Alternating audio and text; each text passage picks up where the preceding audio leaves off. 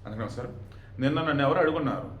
Sir BR నాయుడుకి సంబంధించేసి ఆమె ఇంద్రలేఖనే ఎవరో పర్సన్‌కి సంబంధించి లెటర్ ఏదో వైరల్ అవుతుంది, ఫోటో వైరల్ అవుతుంది, వీడియోలు వైరల్ అవుతున్నాయి. అతను కామాంధుడంట అదంట ఇదంట. అసలు ఏమన్నా నమ్మేటట్టు ఉన్నాయా? క్లియర్‌గా అవి డీప్ ఫేక్ వీడియోలు అని చెప్పేసి తెలుస్తూనే ఉంటే మరలా వైసీపీ నానాహాడావిడ. వీళ్ళ దెబ్బకి మరలా యూట్యూబ్ ఛానల్స్ కొన్ని బలైపోయింది. కేసు ఫైల్ అయింది. ఆమె ఇందులోకి వచ్చేసి రాయదుర్గం పోలీస్ స్టేషన్‌లో కంప్లైంట్ చేశాను. అసలు నాకు బీఆర్ నాయుడికి పనికిమాలిన విధంగా నీచతెచ్చగా లింకులు పెట్టి నేదో లెటర్ రాసాడు దాన్ని బయట పెట్టి అసలు ఏం చేస్తున్నారు వీళ్ళు అని చెప్పేసి ఇవి బీఆర్ నాయుడు సైతం చెప్పున్నాడు అది డీప్ ఫేక్ ఖచ్చితంగా వాళ్ళ మీద చర్యలు తీసుకుంటామని చెప్పేసి ఆల్రెడీ ఆయన సైడ్ కేసులు పెట్టాడు. ఈవెన్ సైడ్ కూడా ఆల్రెడీ కేసులు పెట్టారు. ఇలా క్రాస్ చెక్ చేసినప్పుడు తెలిసింది ఏంటంటే ఆ ఫోటోలు ఫేక్, డీప్ ఫేక్ మార్ఫింగ్, వీడియోలు ఫేక్, ఎయిర్పోర్ట్ ఏదైతే అంటున్నారో వెనకాల జనాలు లేరు. ఆ వీడియోలు చూస్తున్నప్పుడు డ్రైవర్కి అప్పుడప్పుడు షర్ట్ మారిపోయింది. అండ్ అంత డబ్బున్నటువంటి వ్యక్తి ఒక నార్మల్ సాదాసీదా కార్ను బుక్ చేస్తాడా?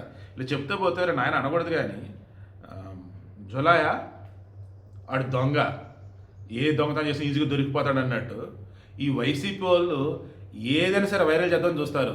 ఫేక్వి ఈజీగా దొరికిపోతారు. ఇప్పుడు ఆడవాళ్ళ జీవితాన్ని నాశనం చేయడం కోసం రెడీ అయిపోయారు. ఇక వాళ్ళు ఉపేక్షించకూడదు వీళ్ళని అని చెప్పేసి వెళ్ళి కేసులు పెట్టారు. న్యూస్ ఛానల్స్, యూట్యూబ్ ఛానల్స్, పత్రికలు, ఇండివిజువల్స్ ఎవరి మీద కేసుల మధ్య అందరూ కూడా నోటీసులు వెళ్తాయి. ఖచ్చితంగా ఇప్పుడు వాళ్ళు ఇంకా పోలీస్ స్టేషన్లో విచారణ ఎదుర్కోవాలి. జడ్జిల ముందు నిల్చొని తప్పేంటి ఒప్పేంటి మొత్తం వాళ్ళు నిరూపించుకోవాలి.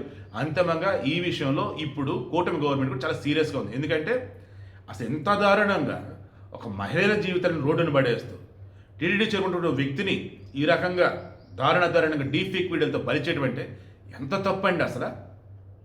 మళ్ళీ దాని మీద వీడియో చెప్పండి అడుగుతున్నారు. ఏమైనా వీడియోలు ఇవ్వాలండి? తెలీదా వైసీపీ వాళ్ళు ఎటువంటి నీచులు? మహిళల జీవితాలు అన్నప్పుడు వారికి వచ్చేసి రాజకీయానికి ఉపయోగపడాలి అంతే. ఉపయోగపడేది వాళ్ళని వదిలేస్తారు, ఉపయోగపడినని ఎంతలోనే పట్టుకెళ్ళిపోతారు.